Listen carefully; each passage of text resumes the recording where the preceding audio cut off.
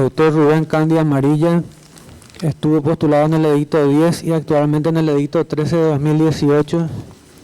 Tiene 63 años de edad, nacido el 25 de junio de 1955.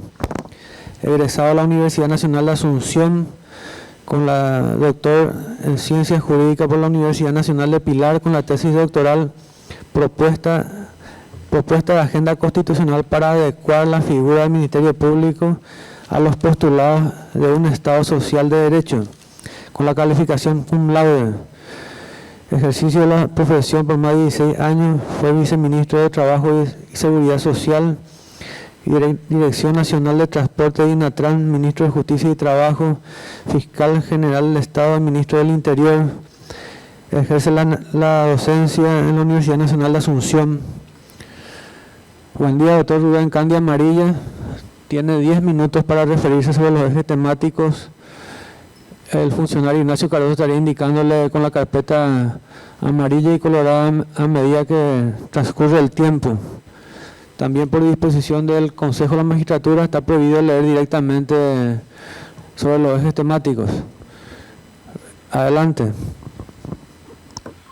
Muy buenos días, señores miembros del Consejo de la Magistratura, señor presidente, señores miembros del Honorable Tribunal de Honor del Consejo de la Magistratura, distinguida doctora Amparo Pacielo, señores miembros de la Sala de Audiencia Pública, señores miembros de la prensa, me es grato de vuelta presentar algunos pensamientos en cuanto a los ejes temáticos que hace a la postulación del edicto correspondiente para nominación de la terna del Consejo de la Magistratura. Y si bien es bastante explicitado el concepto filosófico y político del Estado social de derecho o el Estado social que hoy orienta el comportamiento del Estado en su construcción política y administrativa,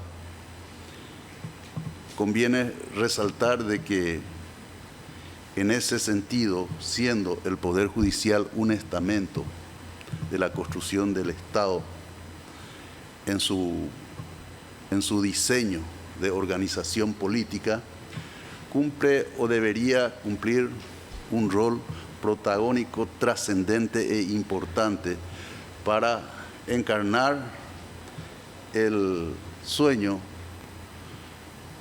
del pensamiento del Estado social, cual es la de darle rostro humano a todas las entidades servidores de la ciudadanía o de los que se hallan al amparo y en refugio de un territorio determinado, como es en este caso la República del Paraguay, que se instituyó y se ordenó con este nuevo pacto social con la Constitución del año 1992. Es poco y ha sido escaso el acompañamiento de las entidades del Estado en darle sentido al sentimiento de darle rostro humano al servicio público, al servicio del Estado.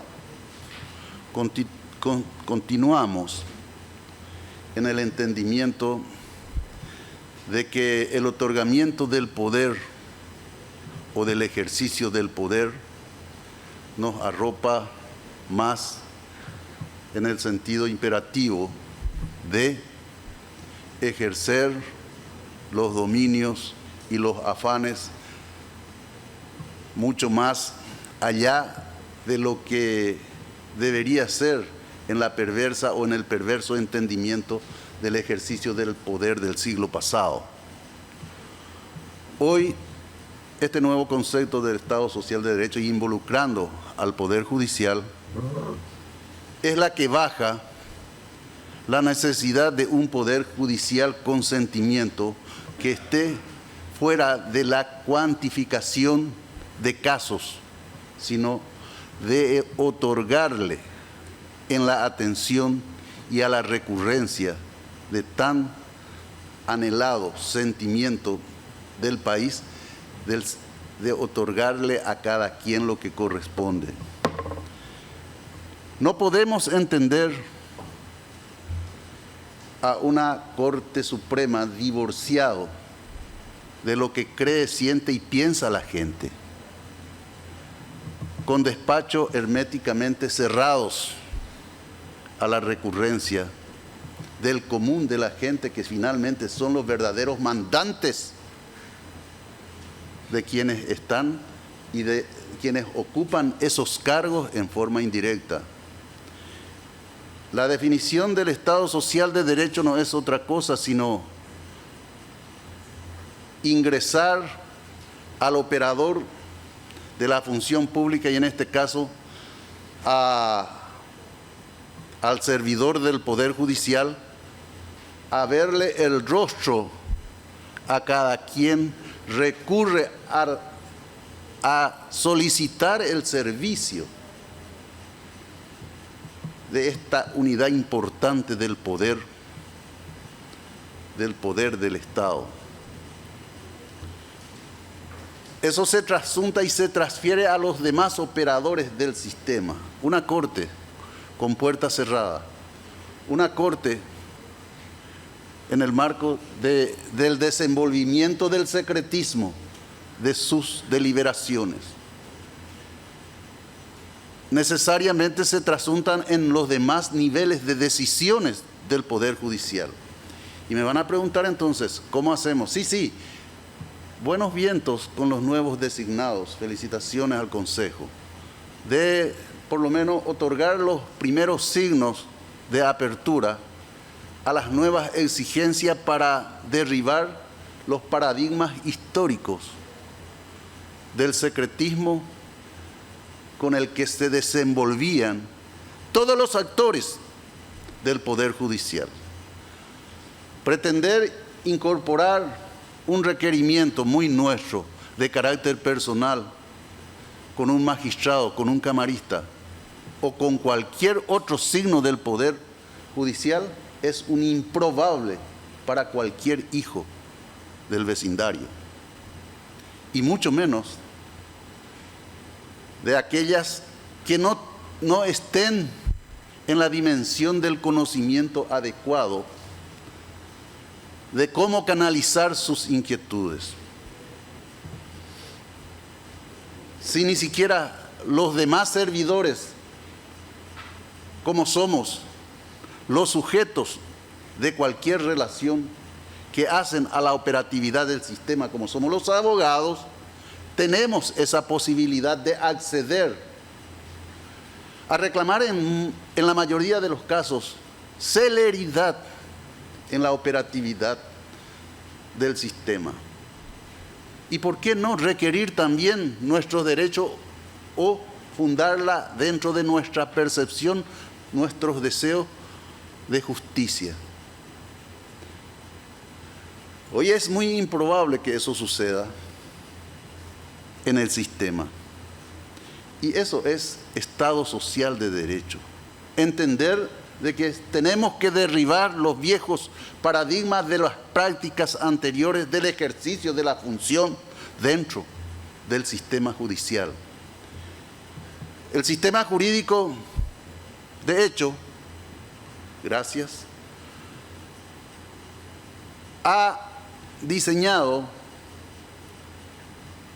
por suerte, un sistema en todos los niveles que permite de que se pueda acceder, y la opinión pública esencialmente, a todos los niveles de decisiones y de comportamiento de los actores políticos. De lo que yo pueda pensar y de lo que yo pueda creer pueda hacerse para mejorar sin que tenga que representar una inversión razonable. Quisiera traer un ejemplo nada más de apostar a la tecnología, apostar en la capacitación y apostar en la infraestructura de lo que debe ser, a lo que debe ser adecuado el Poder Judicial. La doctora Amparo en la otra audiencia me había hablado de la cinta de seguridad de los presos. Hoy quiero traer otro signo de herramientas tecnológicas y de infraestructura que no cuesta nada y que puede ser facilitador de todo un sistema. ¿Y a qué me refiero? Me refiero esencialmente a aquellas audiencias de carácter obligatoria y que no tienen ninguna relevancia más que la de hacerle saber a un procesado de que se haya siendo investigado, que pueden hacerse por la vía de la tecnología, es decir, del sistema de videoconferencia. En otros países no se le mueve al recluso, sí, ya termino, sino que se realiza, es una cuestión absolutamente normal, se puede hacer hasta 50 audiencias, y ustedes pueden imaginarse que 50 audiencias cuesta al Estado el traslado del recluso al sistema para poder hacerle saber que se encuentra investigado o está siendo procesado por ciertos hechos. En fin, existen numerosas actividades que podrían haberse generado en facilitar el acceso a las informaciones, al tratamiento de cierta economía para todos los profesionales que estamos, para todos los actores que estamos involucrados en el sistema de justicia, que es tan pequeña, pero que lastimosamente, por falta de las herramientas tecnológicas, de la infraestructura adecuada, y acá voy a lo último y que no quería dejar de mencionar, ya sé que terminó el tiempo, señor presidente.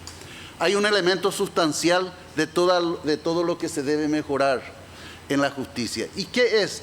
La capacidad del operador, la motivación del operador, de todos los niveles, que puedan ganar mejor, que puedan tener seguridad social, la inversión social hacia los actores y los servidores del sistema de justicia. Sí, son ellos los que tienen que ser protegidos hoy en el paupérrimo salario que prácticamente están recibiendo y el que está totalmente y absolutamente absorto de los embargos del poderoso mercado del consumismo.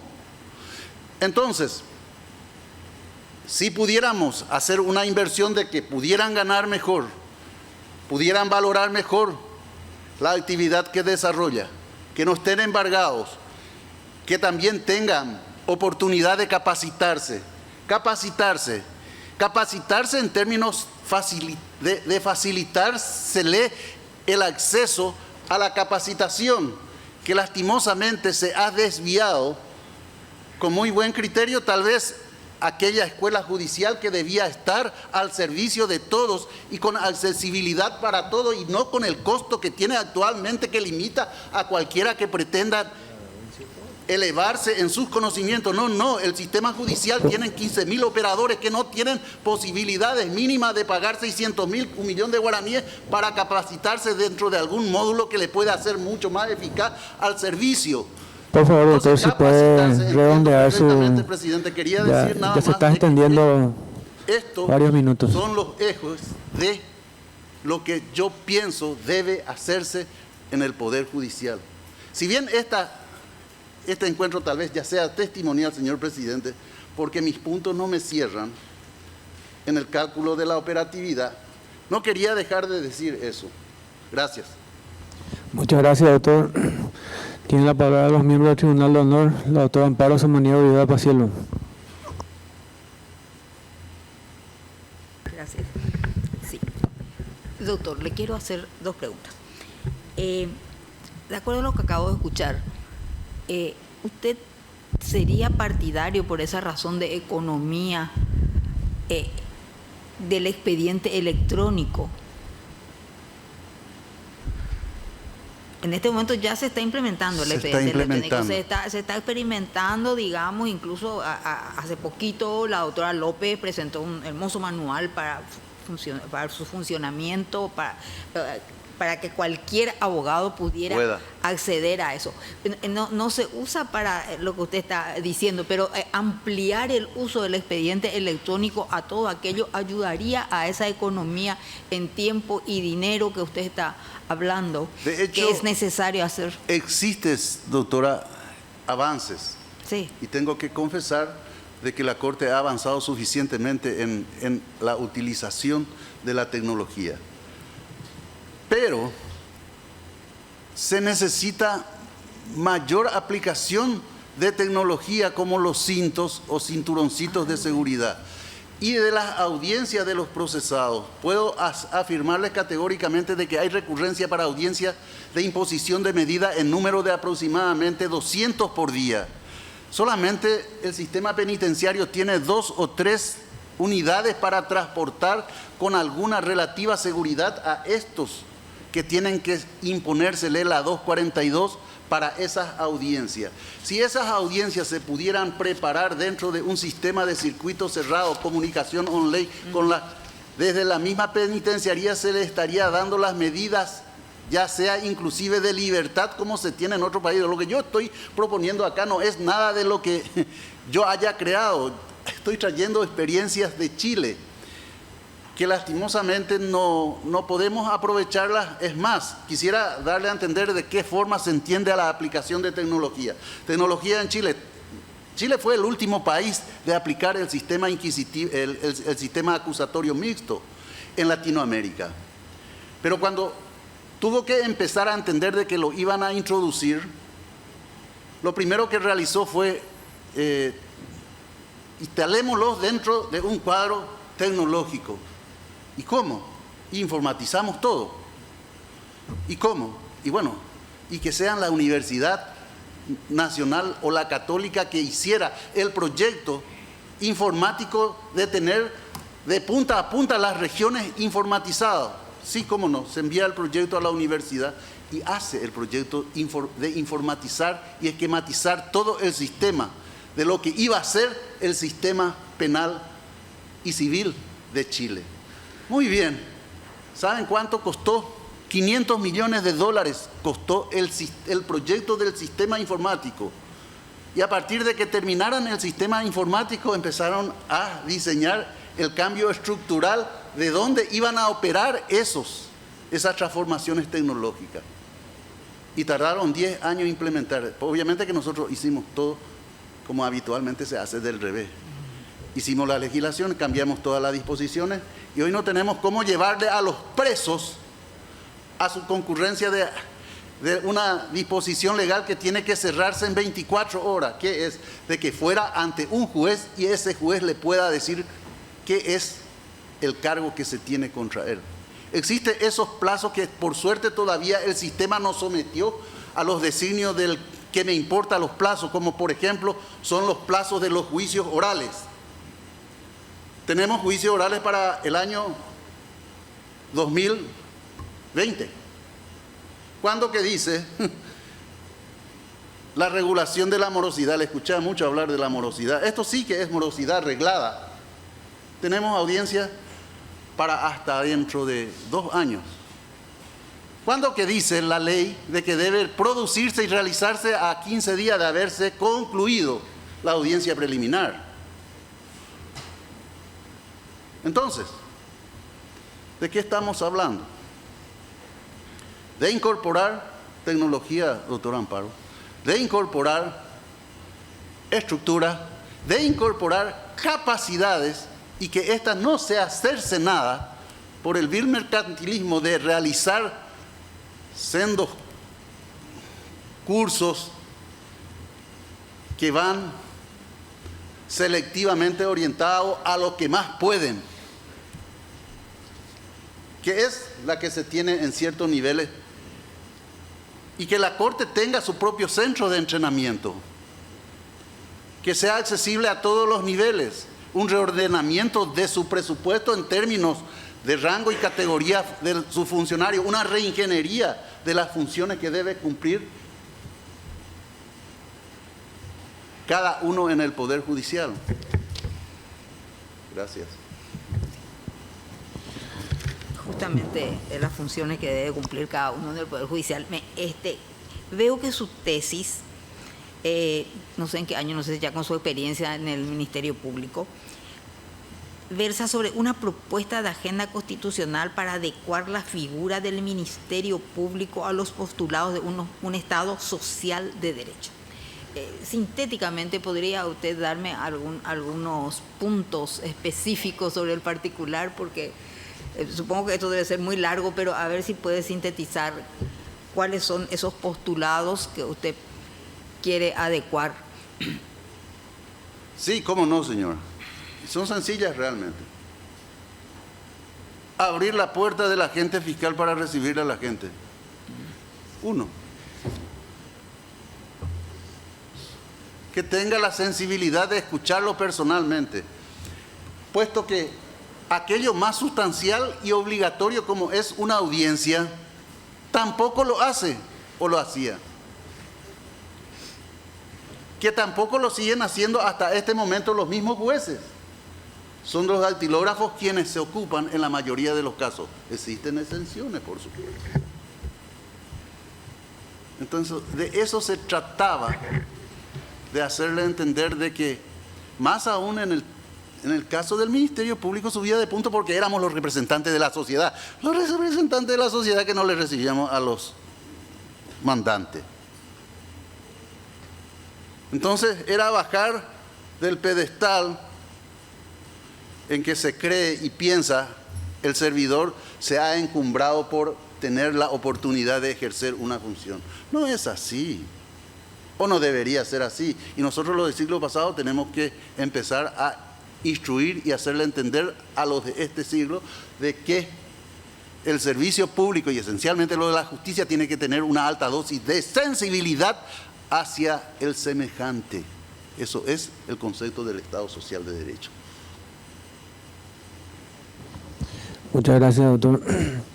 Tengo una consulta de auditorio, doctor. ¿Está de acuerdo con la colegiación profesional? De hecho que estoy de acuerdo, pero lastimosamente tienes obstáculos insanables de orden constitucional que lastimosamente lo hace inviable. Gracias, doctor. Hay una publicación que hace referencia a su persona. El diario ADN paraguayo. Ex fiscal general presiona para lograr libertad de contador, el 5 de abril de 2016. El ex fiscal Rubén Candia Amarilla, según los datos obtenidos, estaría operando para lograr que el contador Ignacio Urbieta Cantero obtenga medidas alternativas a la prisión. Entre las estrategias utilizadas para el objetivo figuran aumentar la caución, entre paréntesis, con dinero que obtuvo ilegalmente, o argumentar graves dolencias físicas, entre paréntesis, que hasta ahora no fueron demostradas.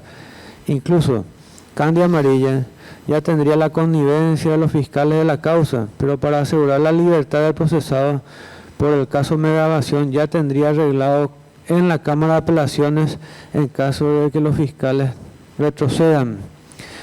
A eso refiere la crónica, doctor Rubén Candia Amarilla. Si bien es cierto, usted ya lo tiene por contestado por escrito. Si quiere referirse a la persona, está abierto el micrófono. Gracias. He contestado por escrito, lastimosamente por razones de tiempo, obviamente que no terminó de leer. La relativa influencia que pudiera derivar de que pudiera obtener eventualmente algún beneficio, dice el referido escrito, conforme pude leer, de que ha sido porque he sido juez hace 25 años en Ciudad del Este. O sea que la influencia derivada es de haber ejercido ese cargo en esa ciudad. Y hace 7 años que haya sido fiscal general, es decir, la influencia derivada que pudiera tener son de aquellas que hacen a la función que ocupé en el Estado. De hecho que es absolutamente falsa. Y demás está decir que tampoco jamás he intervenido en la referida carpeta como profesional.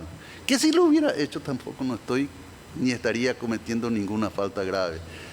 Y me trae en la memoria una afirmación histórica muy olvidada, esgrimida por el doctor Bader Rachid Lichi en una exposición brillante cuando ha dejado en claro las resoluciones de la Convención de Abogados de La Habana del año 1991, en que se declaraba de que jamás los casos de los abogados pudieran identificarlo en el ejercicio de la función a su actividad. Es decir, debería de desempolvarse el citado convenio de carácter internacional. No se contagia el abogado con su caso. Es la resolución de aquella convención memorable de La Habana del año 1900, convención número 6, que esgrimió el doctor Bader Rachi en la sesión del 18 de septiembre en este mismo Congreso del año 2005, en ocasión de defender mi posición como candidato a fiscal general del Estado. Gracias. Muchas gracias, doctor. A modo de aclaración, nada más, doctor, son publicaciones que se leen a todos los postulantes que tienen alguna publicación, teniendo en cuenta que son audiencias públicas. Usted está postulado para un cargo muy importante de relevancia, que es nada más y nada menos ser ministro de la Corte. Tiene la palabra los miembros del Consejo de la Magistratura. Doctor Adrián Salas Coronel. Buen día, doctor Rubén Candia. En una parte de su exposición señala del impedimento de orden constitucional con relación a la ley de colegiación. Y el artículo 42 de la Constitución Nacional establece: toda persona es libre de asociarse o agremiarse con fines lícitos, así como nadie está obligado a pertenecer a determinada asociación. Punto. La forma de colegiación profesional será reglamentada por ley. Están prohibidas las asociaciones secretas y las de carácter paramilitar. ¿Cuál sería el impedimento constitucional para que se pueda legislar la situación, por decir, en particular del Colegio Público de Abogados? Bien. Tengo entendido de que ingresar en la particularización, doctor Salas, de cuáles serían los impedimentos en términos de la colegiación y de las formas de colegiación, existen y tienen varias modalidades que pueden ser también y tener también varios mecanismos para su formulación. Y de hecho, si la misma encuadra, estoy hablando en términos generales porque no puedo tener la particularidad de los casos, pero le puedo asegurar de que la Constitución misma garantiza la asociación, siempre que tenga fines lícitos. La colegiación se podría también dar siempre y cuando no sea excluyente ni discriminatorio y que dejaran en un pie de desigualdad a quienes tengan que ejercer esa misma profesión. Es decir, depende de la forma en que sea formulada el requerimiento de la colegiación, siempre y cuando hay mayores posibilidades de que tenga que violentar los principios de igualdad de la que le estoy refiriendo.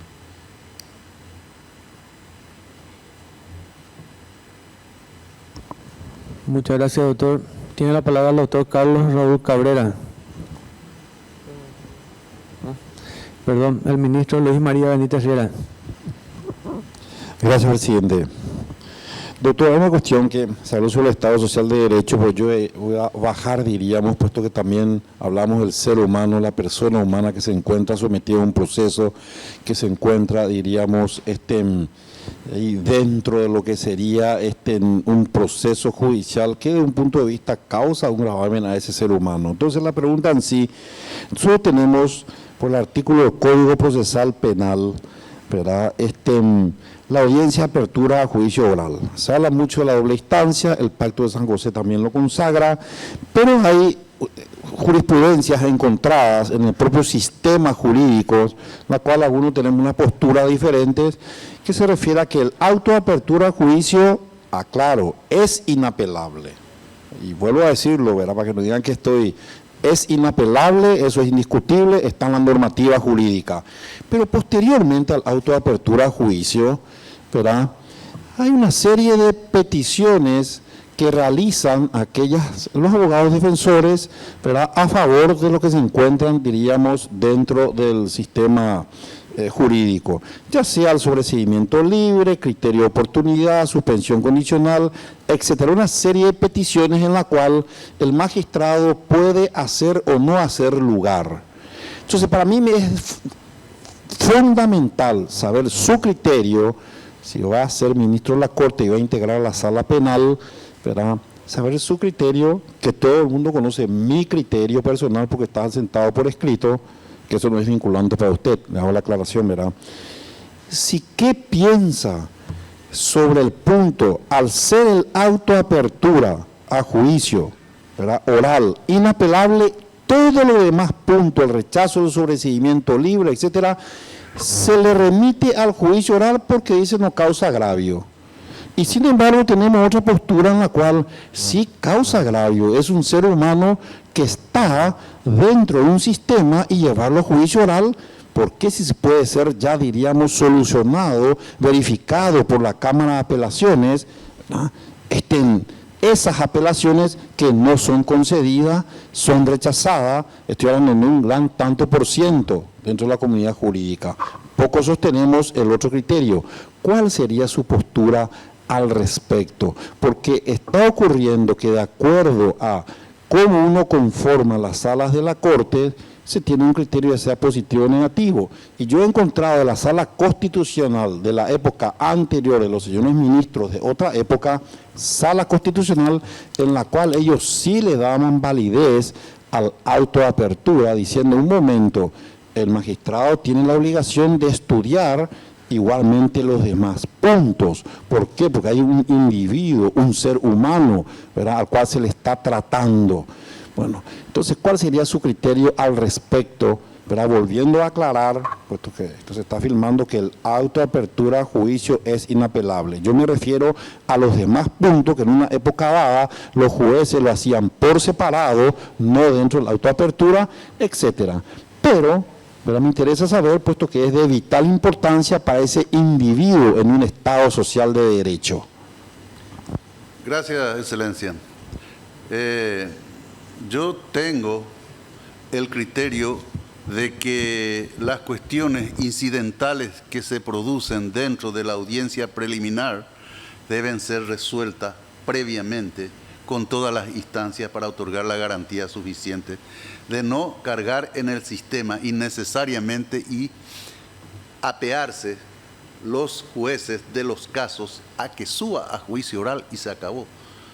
Debe sanearse íntegramente y resolverse todos los incidentes previamente y con posterioridad por otro auto interlocutorio, resolver una vez saneado, firme y ejecutoriado que fueran todos los incidentes y excepciones que se hayan planteado en esa instancia.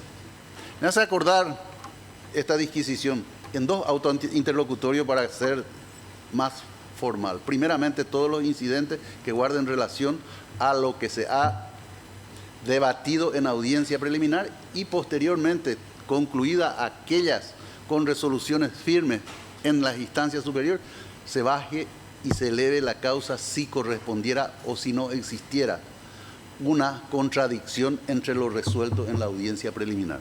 Me hace acordar de algo y una cuestión muy elemental, que hasta este momento soy el único conocido, hasta este momento porque nadie compartió conmigo, para que puedan en algún momento de su curiosidad instalarse. Esta misma disquisición que plantea el doctor Luis María Benítez Ríos. ¿Y qué guarda relación con una entidad? Es decir, no, con dos entidades. ¿Y cuáles son esas entidades del derecho procesal? La orden de allanamiento y la orden de incautación. No, dije mal, no es incautación. Secuestro, le dice el código, a lo que conocemos comúnmente como incautación.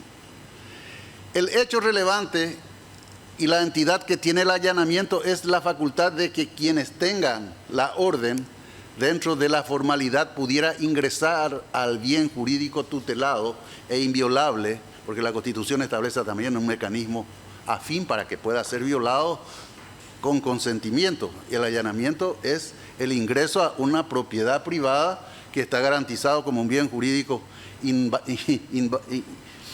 inviolable por la Constitución, puedan ingresar, allanar el camino para ingresar en una propiedad, en un recinto privado. Esa es la orden de allanamiento y está expresamente establecida las condiciones y las 9 condiciones que tienen que tener una orden de allanamiento para que las autoridades que hayan otorgado y el autorizado lo hagan de las formalidades con las que deben de hacer, la hora que tienen que hacer y el día que tienen que hacer. Muy bien. Punto. Punto. Entró y puede entrar. ¿Dónde está el secuestro? No está. El secuestro entró en la propiedad en doble carácter, investigativo o preventivo. Muy bien. Si fuera investigativo o preventivo, encontró lo que iba a buscar, tiene que ser algo sumamente determinado y concreto, no lo que se le ocurra a quienes haya ido a ingresar en la casa, porque esta es una forma de refriega al viejo sistema abusivo y de todos aquellos que pudieran pertenecer a la comisión de un hecho punible, genera aquella de las denominadas ley penal en blanco. La rejupía cueja es sembraja y ñotu y menaea cualquier evidencia de Huerujanguá. Por favor, doctor, si podemos redondear la, Sí, no, de hecho que sí. la respuesta. No, pues este presidente está incopaco asunto, coa entender Janguá, no entender Janguá, mi colega cuera, pero coa opitata, a lo mejor para la República coa asunto coa. No te preocupes, doctor, entendemos perfectamente lo que dice. Muy Sí, bien. Sí, por favor, puede redondear la respuesta. ¿sí? Redondeata. El secuestro y la incautación es una actividad que ya debe producirse dentro del marco contradictorio. ¿Qué quiere decir eso?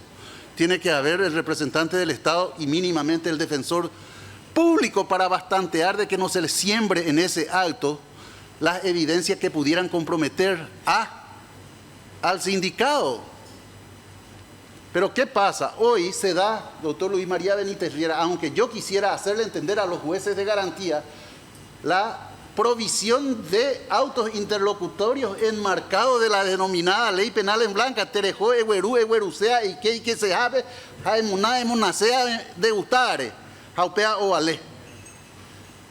Señores, esta ha sido una reacción contra esos abusos que se produjeron en ese marco. Nuestro sistema es eso. Gracias, señor presidente. Muchas gracias, doctor. Diputado, ¿va a preguntar? El doctor Osvaldo. Muchas gracias, doctor. Con esto damos por finalizada su exposición.